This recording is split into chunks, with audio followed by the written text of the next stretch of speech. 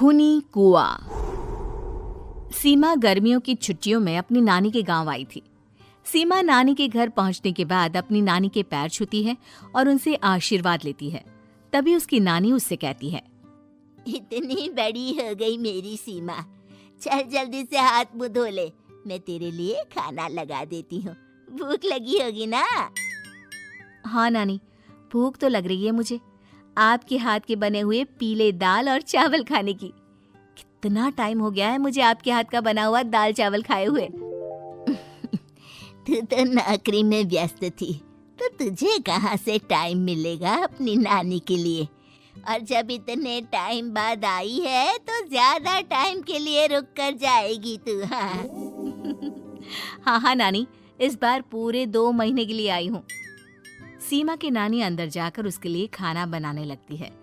सीमा कमरे में अकेली होती है, तभी उसे किसी औरत के रोने की आवाज सुनाई देती है। वो कभी खिड़की से बाहर झांकती है तो कभी दरवाजे से बाहर झांकती है। उसे समझ में नहीं आ रहा होता है कि आखिर रो कौन रहा है। तभी नानी खाना लेकर आ जाती है। वो अपनी नानी से कहती है, नानी, कोई औरत रो रही है क्या? मैं जब से यहाँ आई हूँ तब से मुझे यहाँ किसी औरत की रोने की आवाज आ रही है।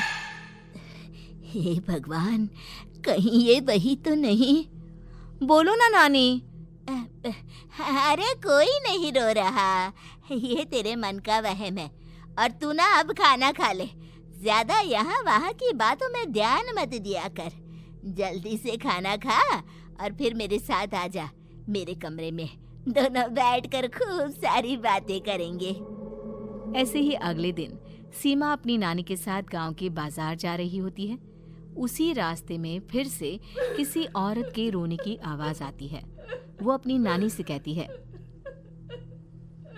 अरे नानी, क्या सच में तुम्हें अभी भी किसी औरत की रोने की आवाज नहीं सुनाई दे रही? मुझे किसी औरत की बहुत बुरी तरीके से रोने और चीखने की आवाजें आ रही है। मैं बहुत परेशान हूँ नानी, आखिर ये कौन है? मुझे लगता है कि सीमा को शहर भेज देना चाहिए, यहाँ रहना उसके लिए ठीक नहीं। नानी बोलो ना, आप चुप क्यों हो जाते हो? सीमा, तू घर चल, मुझे तुझसे बहुत जरूरी बात करनी है। नानी सीमा को घर ले आती है और सीमा से कहती है, सीमा, कल सुबह तू शहर वापस चली जाएगी। अरे अचानक? आखिर क्या बात है नानी, आप मुझे ऐसे जाने को क्यों कह रही हो? मैं बस जो कह रही हूँ उस पर ध्यान दे। तू कल सुबह यहाँ से चली जाएगी, और ये बात मैं कोई मजाक में नहीं बोल रही। तू कल जाएगी तो मतलब जाएगी। अरे नानी, चली जाऊंगी मैं, ठीक है, पर आखिर बात क्या है ये तो बता दो। मम्मी से कोई बात हुई है या फिर मुझसे कोई गलती हुई है जो तुम मुझे अचानक से जाने के लिए बोल रही हो? देख सीमा, रात बहुत हो चुकी है और मुझे इस बारे में कोई बात नहीं करनी। चल, अब चल के मेरे साथ सो जा। सुबह की बस पकड़कर तुझे शहर भी तो जाना है। सीमा को अपनी नानी का ऐसा व्यवहार देखकर बहुत ही अजीब लगता है। उसे कुछ समझ में नहीं आ रहा होता है कि आखिर उसकी नानी उसे अचानक से गांव छोड़कर जाने के लिए क्यों कह रही है। ये सारी बातें सोचते सोचते सीमा की आंख लग जाती है और वो अपनी नानी के साथ सो जाती है। ऐसे ही आधी रात को सीमा को फिर से किसी औरत की रोने की आवाज सुनाई देती है। वो उस औरत की आवाज सुनकर बार बार करवटें बदल रही होती है और तभी उसे सपने में भी एक अजीब सी औरत की परछाई दिखाई देती है, जो इतना चीख चीख कर रो रही होती है कि सीमा डरकर उठ जाती है। वो पूरे पसीने पसीने हो रही होती है। वो अपने आसपास देखती है तो घर में बिल्कुल शांति का माहौल होता है। सीमा घबरा जाती है। वो अपनी नानी को जगाने की कोशिश करती है, मगर उसकी नानी नहीं जगती।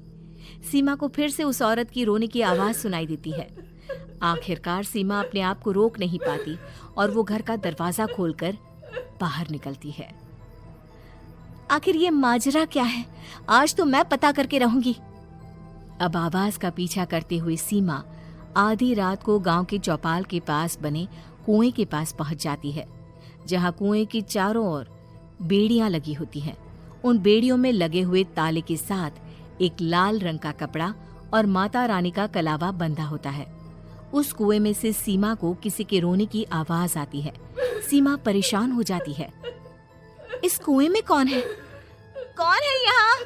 सुनो, कौन है? कौन रो रहा है? वो चिल्ला चिल्ला कर पूछती है और साथ ही लोगों को जगाने की कोशिश करती है, मगर किसी को भी उसकी आवाज सुनाई नहीं देती। अब सीमा खुद उस कुएं के पास की बेड़ियों और तालों को खोलने की कोशिश करती है और किसी तरह कुछ देर की मशक्कत के बाद सीमा उसको खोल भी देती है। और जैसे ही वो कुआं खोलकर उसके अंदर झांकती है, सीमा उस कुएं में गिर जाती है। इतने में उसकी नानी की नींद भी खुल जाती है और सीमा को पास ना देखकर नानी परेशान हो जाती है। नानी घबराकर पूरे घर में उसे ढूंढने की कोशिश करती है, जिसके बाद उसकी नानी और सभी लोग उस खूनी कुएं के पास जाते हैं और सीमा की नानी कुएं के पास खड़ी होती है। सभी गांव वालों और सीमा की नानी को सीमा के चिल्लाने की आवाज आती है। बचाओ, कोई मुझे बचाओ। मेरी बच्ची, हम आ गए, हम तुझे बचा लेंगे। नानी, मुझे यहाँ बहुत डर लग रहा है। यहाँ इंसान की कटी हुई मुंडियाँ, हाथ, पैर और कंकाल हैं और खून भी है। नानी, मुझे डर लग रहा है। आप सब मेरी मदद कीजिए, नहीं तो ये खूनी कुआं मेरी बच्ची को भी खा जाएगा। अरे मुझे तो ये समझ में नहीं आ रहा कि आखिर इस खूनी कुएं को खोला किसने। सालों पहले इसको इतनी मुश्किलों के बाद तांत्रिक बाबा ने बंद किया था। अरे पूरा गांव खूनी कुएं के बारे में अच्छे से जानता है, तो कोई भी जानबूझकर तो ऐसा करेगा नहीं। मतलब किसी ने अनजाने में इसे खोल दिया है भैया। सीमा को इस बारे में मालूम नहीं था और जब से वो यहाँ आई थी तभी से उसे किसी औरत के रोने की आवाजें भी सुनाई दे रही थी। कहीं सीमा ने ही तो उसे नहीं खोला। अगर ऐसा है तो फिर सीमा का बचना बहुत मुश्किल है। वहीं कुएं के अंदर सीमा रोते हुए बैठी होती है कि उसे आवाज सुनाई देती है जो कुएं के बाहर खड़े गांव वालों में से किसी को सुनाई नहीं देता। आज सालों के बाद मुझे ताजा खून मिलेगा। तेरा खून पीकर आज मैं अपनी प्यास बुझाऊंगा।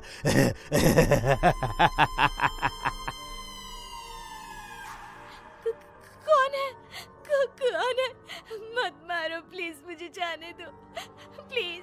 मैंने किसी का क्या बिगाड़ा है?